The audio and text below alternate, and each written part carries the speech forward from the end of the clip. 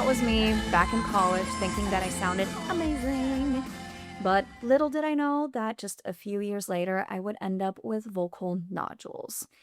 And that is what can happen when you only pay attention to what singing sounds like and not what it feels like. Hey, singer, in case you're new here, my name is Lara. I'm the founder of VoxTape Studios, an online coaching studio for singers.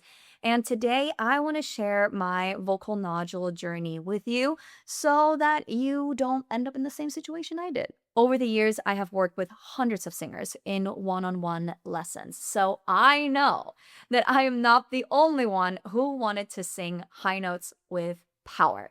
Maybe you feel the same way. Maybe you also want to sing high notes with power. And I just want to start by saying that there's absolutely nothing wrong with wanting that. And there's also nothing wrong with doing that, as long as you are not doing what I did. I never really cared about what it took to sing these high notes with power. I just wanted to sing like some of my favorite singers and impress everybody. And that meant that I was pushing my voice quite a bit to expand my range and to still hold on to all of this power. Now, here's the scariest part about all of this. To me, working my voice and, pushing its boundaries didn't feel painful and it didn't even feel particularly strenuous. It just felt like effort. And we hear all the time how singing is hard. So in my brain, I was like, well, okay, it's effort. Singing is hard. This must be normal. And, it's the same as like working out. We always compare singing to working out. How if you want to get better, you have to work, right? And obviously that is still the case. But to me, it was like, well, if I am doing a lot of bicep curls, that is also a lot of hard work, but that doesn't mean I'm doing it wrong. So it must be the same thing here in my singing. So I was just working really, really hard, thinking that that is normal. And also thinking that eventually it would get a little bit easier. My voice, my muscles just have to get used to, this stretch and all this power. And what happened though, as time passed after a few years, it didn't actually get easier. What happened was I stopped making progress altogether. I didn't, add another half note and another half note and another half note to my range anymore. I would just stop making progress and I would be stuck in that same point in my vocal journey for literally years. Another thing I was experiencing was I basically had no control over my voice either, especially when I was hitting these high notes. They either came out with a ton of power or nothing at all, right? Like it was either all or nothing, and the nothing meaning, a softer, floatier head voice. Not that there's anything wrong with that, but that's not what I was going for. Around this time, I was at college studying voice, and some of my classmates would say every time I sang, oh my God, here goes Lara screaming again. And at first, I thought that they were just jealous that they couldn't sing as high with as much power as I could. But turns out they were totally right. I was literally just yelling on pitch, but I didn't come to that conclusion for like another 6 years. During my college days, I almost made no progress with my singing. And that right there should have been a big warning sign that something was wrong, because as long as you are working on your voice consistently and regularly, which I was literally living, eating, breathing music every single day and was working on my voice constantly, and I was still not making progress. But if you are working on your voice consistently and you're doing the right things for your voice, there's always room for improvement. There's always more we can learn and always more progress that we can make, no matter how good you already are.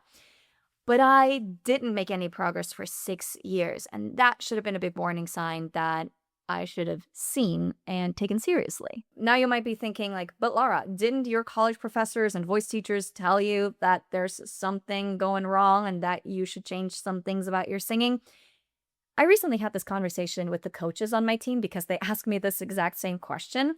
And I have to be honest with you, I do not know if they did or they did not. I truly don't know, because I believe that even if they did say something and tried to, gently steer me in a different direction, I don't think I would have been able to receive it and actually followed their advice, because My main objective was singing high with power. And if whatever they were saying did not follow this narrative and I couldn't see the direct path to the goal that I had, I'm pretty sure that I would have just kind of dismissed it. Not on purpose, but I was so stuck in my ways that I don't think I would have been able to receive this kind of feedback. So I honestly don't know if they tried or not. I definitely just was not ready to hear it. Then finally in 2021, my voice was like, enough is enough. Up until this point, a few years before that, I would, after heavy vocal use days, would lose my voice for like a day or two, but it would always come back. So I didn't think too much of it because I was using my voice a lot. But eventually, I literally couldn't get my voice back for 4 weeks. Any kind of sound that I made, even just speaking, was painful and sounded absolutely terrible. And so I was like, all right, I need to go get some help. I was so scared to go see a laryngologist because I just knew that something was wrong with my voice, and I was scared that they were going to tell me that I will never be able to sing again, or that I would need to have like surgery or something crazy like that. But I also knew that I needed help. So I had to go. My husband convinced me to go. Thank you. I needed it. But anyways, I went. They put numbing cream up my nose and shoved a camera up there as well. It is about as comfortable as you imagine it is. It is not at all, not even a little bit. It's not painful, but it's weird. Anyways, turns out the reason why I was struggling so much with my voice was because there were tiny little pre-nodules on my vocal folds that kept me from getting a clear sound. It was always kind of like, breathy. I couldn't get full closure anymore. Now I have a little video of my scope so that you can see what this looks like on my vocal folds. If you get grossed out by that stuff, just skip ahead a few seconds, skip ahead to this timestamp right here. Otherwise, feel free to watch the video. But anyways, it's starting in 3, 2, 1. It's kind of swollen right here in the middle. Okay. Dr. Wood will probably call those nodules, and I sometimes will differentiate like pre-nodule, like it's swollen. It's not like, they're not like calluses. Yeah, okay. Like old nodules. And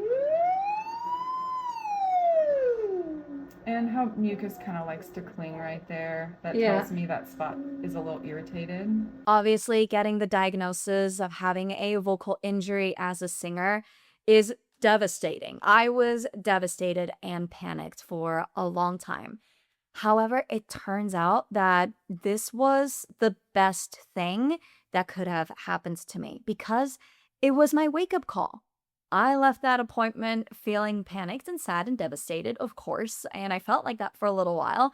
But then I was like, all right, we got to do something about this because I didn't need to have surgery. I just needed some vocal therapy. And Dr. Wood, my laryngologist, told me that I needed to change the way I was using my voice. And so I was determined to figure out a way to use my voice to not end up in this situation over and over again. Because the alternative, which was just not singing anymore, sounded terrible because it's all I have ever done in my life. I was always a singer. I could not see myself doing anything differently. So I was determined to fix this. Now, if I were to go over every single little thing that I did to get my voice back, and not just get it back, but get it back better and stronger and more flexible and more control and more everything, then this video would literally be hours long. So instead of doing that, I created a little PDF guide called the Sing Without Tension Guide that covers a lot of the things that I did to build a more sustainable voice that was still powerful, because that was still my goal, to not sacrifice power. I created it together with our head vocal coach, Emily, on the team. It's free to download. Just click the link in the description below if you want to go and check that out. But for the rest of this video, I want to focus on the single biggest thing that made the most impact on my voice, that helped me get my voice back, and that helped me finally make progress again and build a better, more sustainable, stronger, more flexible voice than I had before. That thing was prioritizing what singing felt like instead of just focusing on what it sounded like. Of course, as singers, we want to sound good because the audience can only hear what we sound like. They can't feel what we feel like making those sounds. So obviously we want to sound good. But I noticed that the harder I was working to sing these notes, the faster I would get tired, and also, the faster I would eventually end up losing my voice. So I worked on singing with as little effort as I possibly could, aka making sure that singing felt good and free. And the result was incredible. My range grew, my tone opened up so much, and I stopped getting tired from singing. Now, the question is, was I still singing with power though? Because I did not want to sacrifice power. I still wanted to belt my face off, right? And the answer is absolutely yes. But it was different. Instead of just yelling on pitch, I actually had control over it. And it was almost like like a dimmer, like a little knob where you can dim the lights, make it brighter or less bright. I could do that with my voice. I had control over how much power I was using on every note. And I also have to be honest, it was not as big and powerful and crazy over the top anymore as it used to be, because I realized that up until 80% of power of effort, it sounded awesome and it felt great. Everything above 80% of what I could do just started taking more effort. So up until 90%, the sound didn't really change, it just took more effort. And then from like 90 to 100%, it took more effort, right? 10% more effort, but also the quality of the sound that I was creating started to decrease. I realized that for myself and for pretty much every singer I've ever worked with, 80% was the sweet spot. Anything more that you're doing just takes more effort, and eventually the result, the tone, and the quality of your sound that you're getting is going to decrease in quality. So, moral of the story, if you want to sound effortless melting your face off, you need to feel effortless too. And so that is what I worked on, feeling effortless in my singing and slowly but surely building my voice back up. I had to take it step by step. I couldn't just go boom straight to Demi Lovato and Whitney Houston and Beyonce and all of that. I had to take it step by step by step, but my voice was growing really quickly after having had this vocal injury and changing the way I sang and really focusing on the feeling of singing rather than just the sound that I was creating. 2 months after my initial diagnosis, I went back to the laryngologist and got a clean report of no nodules left. Everything is looking healthy and good. So I love that. But obviously I wasn't, back to where I was before or even better. I was still working on my voice, but it literally within just a few months, I was doing stuff like this. All I wanted was you. Ich geb dir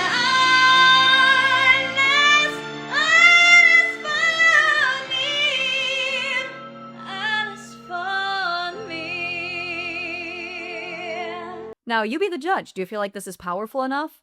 My guess is probably yes. You don't have to do more than that. And it took me 15 years from when I started my vocal journey to, making this realization. But once it finally clicked, my voice became so much more consistent. My tone opened up. I finally started making progress again. My range grew. My voice felt more flexible and more agile and not so stiff anymore. And most importantly, I never had any vocal health issues ever again. So the moral of the story is, if singing feels good, you're going to sound good. And a nice bonus is that you're also going to take care of your vocal health at the same time. So please, please, please, please, please start focusing on what singing feels like, or at least focus on it as much as you obsess over what you sound like. Now, of course, every voice is different, but this is what worked for my voice.